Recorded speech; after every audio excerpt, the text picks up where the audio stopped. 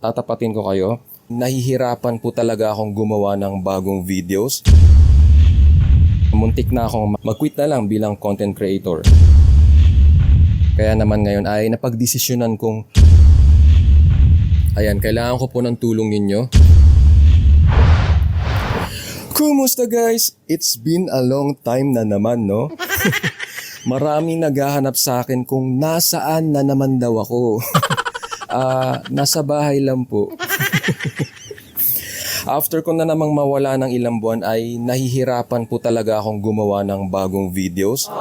Napakarami ko namang na-inventong recipe na naisulat ko sa mga notebook ko, pero yung drive na mag-shoot ulit ay dun ako talaga nahihirapan.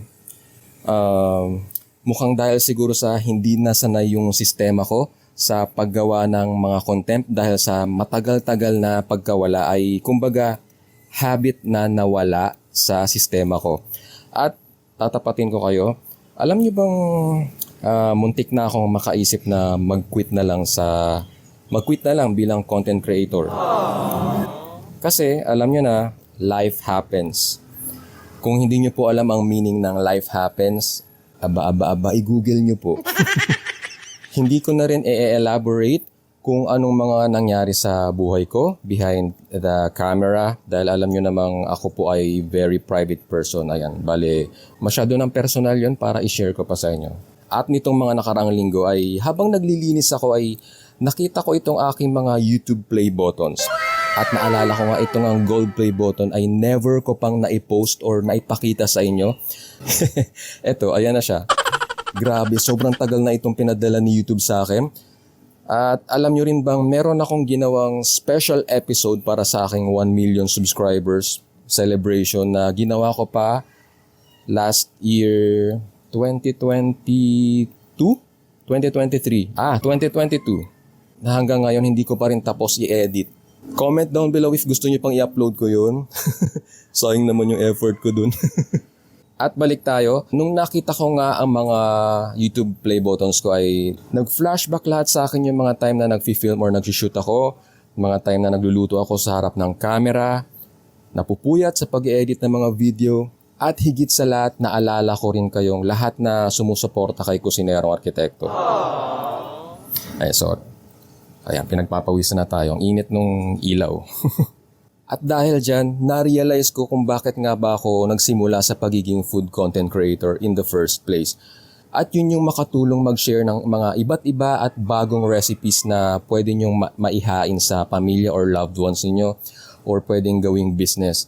At habang sinishare ko yan ay yung goal na makapagbigay din ng entertainment sa inyo, ng mga ngiti at tawa. Dahil ang buhay naman ay hindi laging masaya, kaya gusto kong mag-share ng saya. Namiss ko ang lahat ng yon at kayo. Namiss ko talaga kayo na mga ilang taon nang sumusuporta sa akin. Kaya naman ngayon ay napagdesisyonan kong humawak na ulit ng camera at magluto muli sa harap ng camera.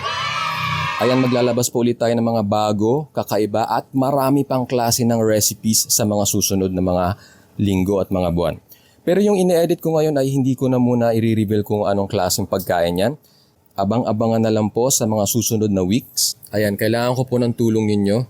Dahil medyo matagal akong nawala ay pakishare po ang video na ito at pakikalat po ang balita. Wow, akala mo naman.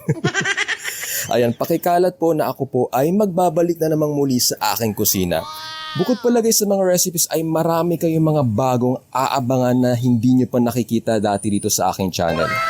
At hinihingi ko rin po ang inyong understanding or pangunawa na since nangangapa ulit ako ay sana maintindihan po ninyo kung hindi po ako weekly or linggo-linggo makakapag-upload dahil alam nyo namang one-man team lang po ako rito sa aking channel. Magsimula po muna tayo sa 2 or maswerte na kung 3 videos sa isang buwan. Ayan. Kaysa naman po wala talagang upload, di ba? Ayan, sinasanay ko po muna kasi, ayan, basa na ako ng pawis. Sinasanay ko po kasi ulit ang sistema ko na idagdag ulit na habit ang content creation dahil nga matagal akong napahinga. Ayan. Ayan, sana maintindihan po ninyo. Okay po ba yun? Okay po ba yun? Akala mo may sasagot. Ay, sagot kayo sa comment section below. Ayan, okay. See you in my next video. Thank you for watching.